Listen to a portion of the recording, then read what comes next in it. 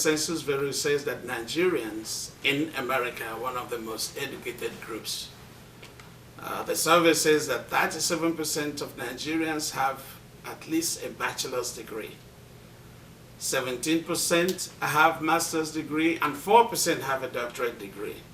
The question we have is, does all these degrees, like thermometer, translate into better standard of living for our people? Today we have a special guest that would help us to discuss this. My name is Dr. Vic Victor. And I'm May Victor. And our special guest today is Dr. I.I. Ndubuike. Dr. D, you're welcome to our show. Thank you so very much. You're welcome to the show. Thank you. Dr. D is a professor, he's an author, he's a motivational speaker, he's an artist, and by artist I really mean that he's an artist.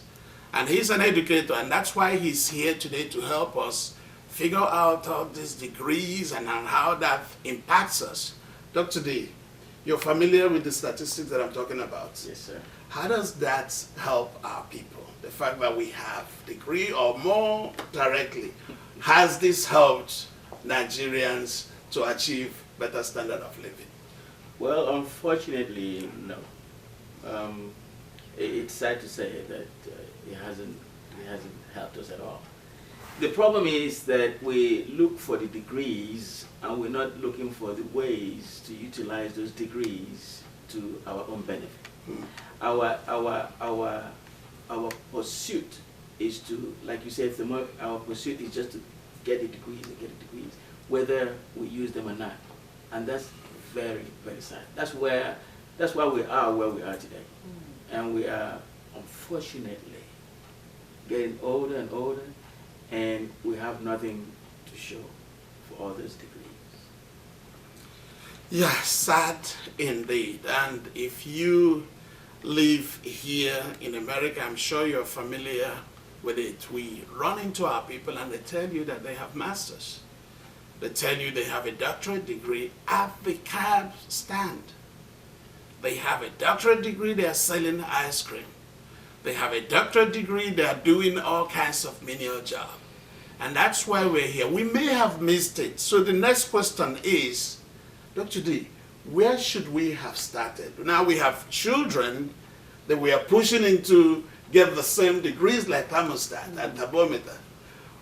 If we can't save ourselves, if we haven't saved ourselves, where do we start with our children, or where should we have started? Well, United States is, like you know, a land of opportunity. Sure. Anything you lay your hands on will prosper only if the thing that you have decided to lay your hands on, if those things are the things that God has gifted you with. If you go out to become an attorney, if I decide today to become an attorney, I have the brain power to become an attorney. But that's not what God has given me. I will not make it here as an attorney, because I am going on borrowed ropes. That's profound. Right. So you will become an attorney, but the attorney will not become you. No. It will get the certificates, get the license, but it will not touch and transform your life. It will not, because let me go back to a little bit to high school. Some people go through high school, but high school didn't go through them. Right. And that's why when you have things like, I attended Methodist College Uzakli, and I'm proud to say, and I went through Uzakli went through me. There are some people that will go through the school and the school didn't go through them. And when you call them for old boy association, they won't show up because they don't have the passion. They don't have the joy. They don't have that. Exactly, blood does not run to them. It doesn't run to them. That's the problem. So they didn't get the nickname. They didn't get it. So the thing is, it translates to these degrees you're talking about. We want the degrees because everybody is getting it. I want to be a medical doctor. I want to be a lawyer. I want to be an accountant. Let's talk about this neighborhood here, this little neighborhood. What if everybody in this neighborhood is a doctor and the sewer breaks down or the air conditioner breaks down? You'll be in trouble. Everybody will be in trouble. Right. God has given us, each one of us, a gift. And that gift is not duplicatable. And that gift is not transferable. You have your gift, even if you have twins. If you have twins. That's right. You see, Yeah. my father told me growing up that the lines on the palm of our hands are different. Even if you are twins, the lines are different. They're not the same. These are the gifts. The thing is that you have to look inside you prayerfully, discover your talent, and use your talent, because it's not anybody else's talent, it's your talent. And if you haven't used it and you are using somebody else's, you're not going to thrive. That was why I need to go back to the Bible a little bit. When David came to the camp of Goliath, of the Israelites, Goliath was taunting. Saul said, take my robe, take my armor. David declined. You know why? That's not mine. That's not what God has given me. I want to go with what God has given me. And that's how what I'm comfortable what with. I'm comfortable. Now, someone may be listening to this and say, wow, this is how we have always done it. This is the way we did it in Africa. You see a role model. I don't know how I started thinking about being a lawyer. I remember my grandfather would call me by the name of an old English lawyer that was in the, he would call me Lawyer Macmog, because he figured I was a smart child. And from then I started thinking about being a lawyer. That's how we become. We become teachers, we become doctors. Is it someone may be listening and say, well, nobody taught us about this talent and career, matching them together? What do you say to that? Well, let me also say to you, I know you know Bill Gates. Yes. He went to school to become a lawyer, Harvard, you know. But he could have become a good lawyer. But then while in school, there was something inside him that was pushing him to the direction that God has called him.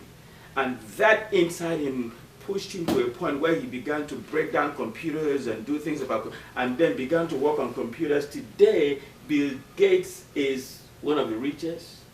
And not just one of the richest, he has joy, he has passion. He could have become an attorney, but he wouldn't have joy, peace. Alarm clock will wake him up and he will be grumbling and saying, oh my God, here we go again. But now you can call him anytime, he will get up and go, because that's what he wants to do. It's inside. It's the passion, the joy, is the drive inside that will push you, propel you to greater heights. So, but let me ask a question though, Dr. D.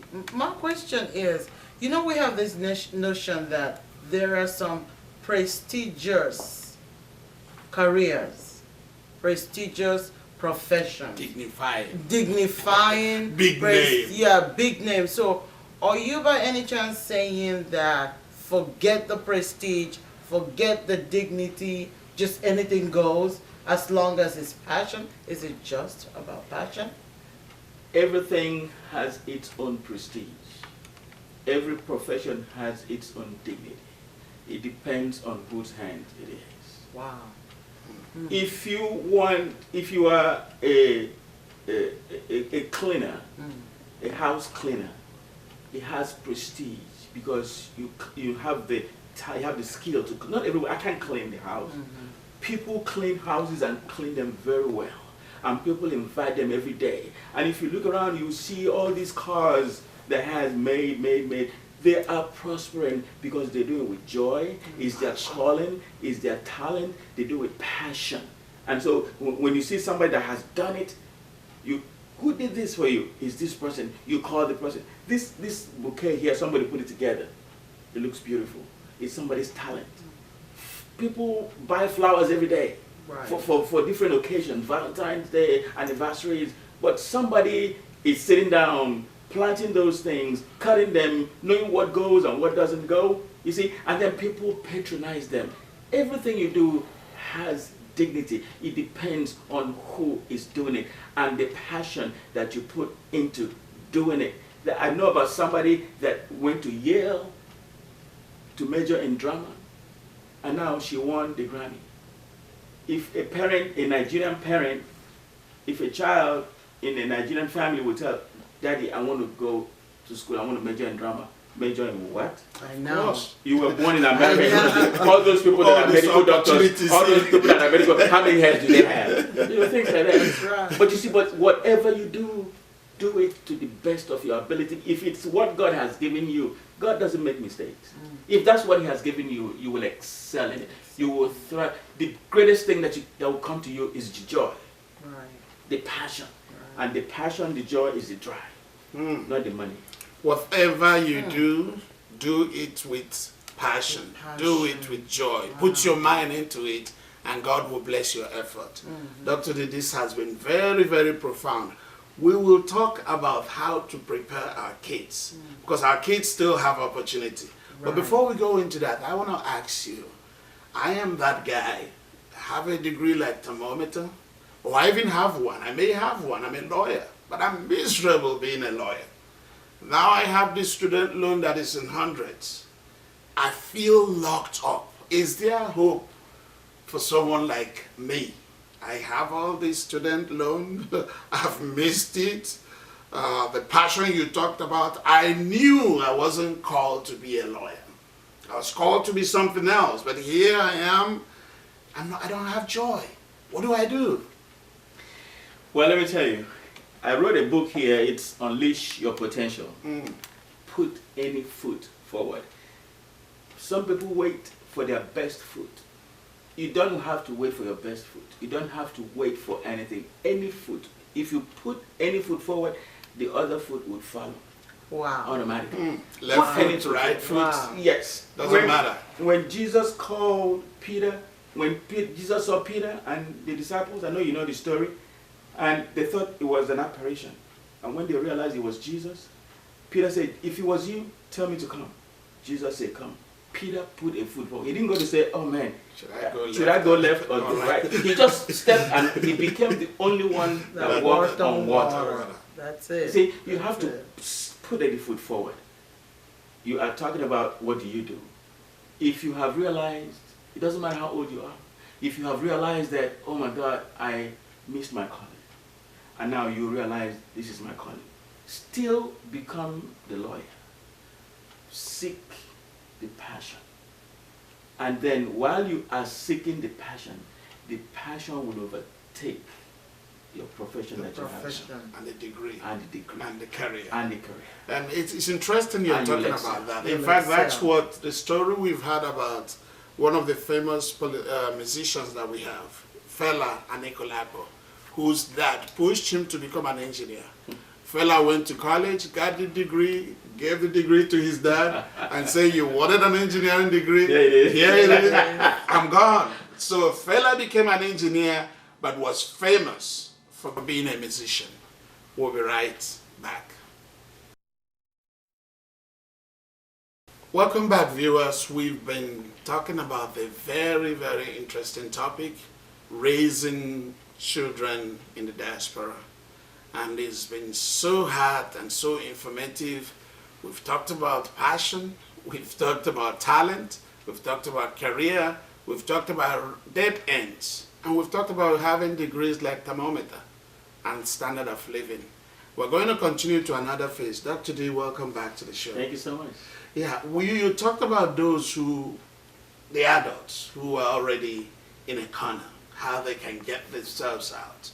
You said all you need to do is put your any feet, not the best feet, not the worst feet, put any of your 2 feet forward, yes, and it will get you to where you're going. Now, let's talk about our children who haven't missed it. We still have an opportunity to help them so that when they get this degree, it translates into better standard of living, better quality of life, happiness, joy. Someone is there and listening to you and is saying, okay, I hear what you're saying. I don't know what my passion is. I don't know my purpose. I don't know my calling. God hasn't told me why He made me. What do you say to that person? Well, I say to you, it's not something that you find anywhere else. It's something that you find within you. You see that, I don't know if you know about the acres of diamond. Somebody was going out somewhere. He sold his land and went out somewhere looking for acres of diamond. And then the person that bought the land found diamond in the same land that this person Like saw. so. So it's just in your backyard. It's in you. How do you get it? What is it that you do without asking for money? What is it you can do without knowing that you have not even had breakfast or lunch? What is it that you can do without thinking, oh, my time is gone, or I need to take a break? That is what takes you to your calling.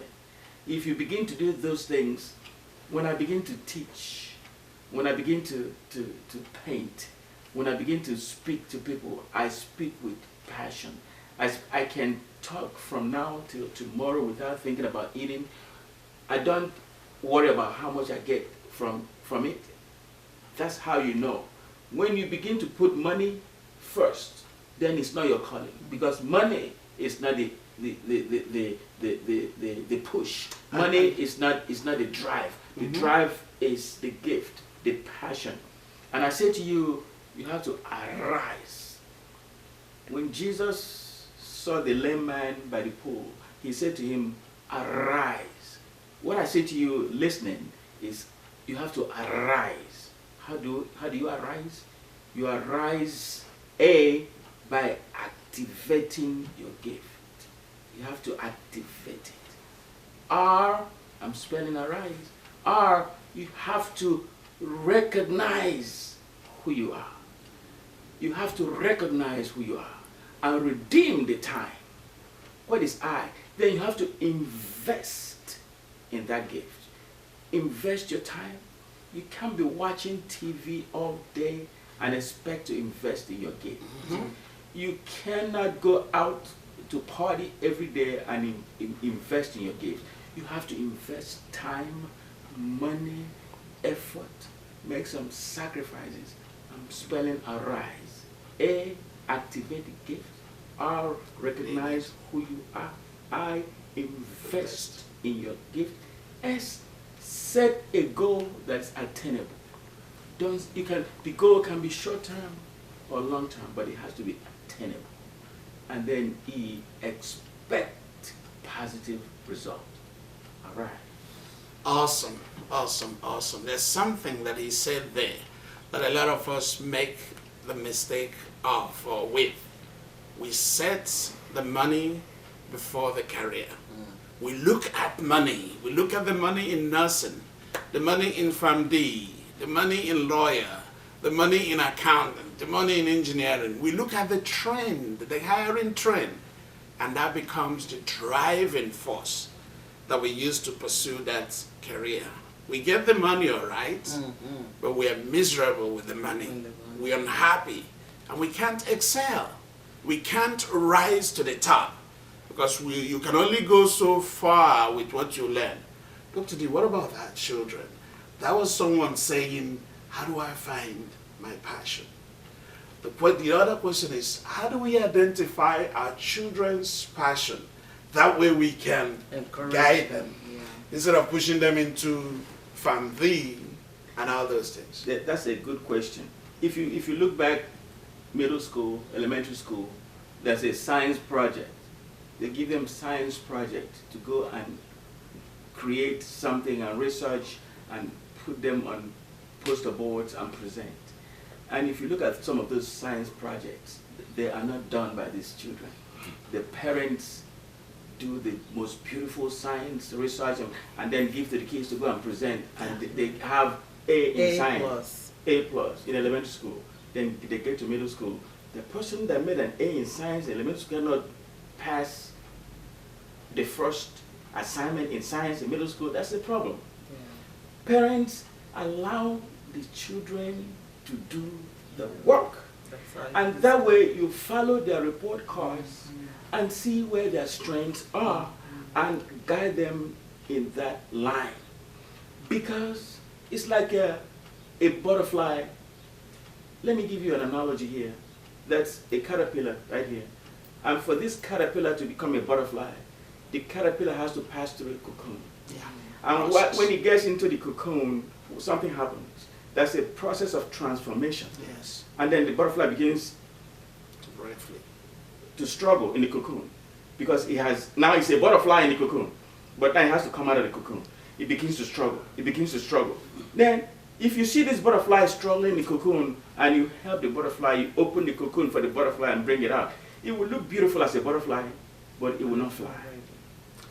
But if you allow the butterfly in the cocoon to struggle through the cocoon, while it is struggling, it has to break the cocoon by itself. While it is struggling, blood is circulating to the wings, to the brain, and then when it breaks it, it begins to fly. Building up strength. Yes, that's how you hear, I believe I can fly. That's right. If you can't break the cocoon yourself, you can't fly. Parents, allow your students to break the cocoon by themselves. Let them do the assignments. Let them do the research. Just direct them. Make sure you have the computer if they want to do it. Take them to the library. Do what you can do, but don't do the work for them. Let them exercise their minds, exercise their brain. By doing that, you will know where their strengths are. Then you help them and guide them to their strength. That's how they know that when they get to college, this is going to be my major, and it won't be a mistake. Not undecided major. That's nothing like undecided major. It's a waste of time. Undecided major. Undecided major. And viewers, these are very, very deep information that would help us. I wish I knew this, even though you're challenging the A's and A pluses that my children got when they were in elementary school, because I help them. That's what every parent do. We do those work for them. Now, the question that comes out of that is, my son breaks out of that cocoon, but the cocoon he's breaking out of is not engineering. He's breaking out of being a janitor. He tells me, I really like to cook. And where I came from, men don't cook. And I'm really mad. I'm like, of all the things in the whole world, this is what you came up with, to cook. That happens to us. Yes. There's nothing wrong with cooking. You can be the best chef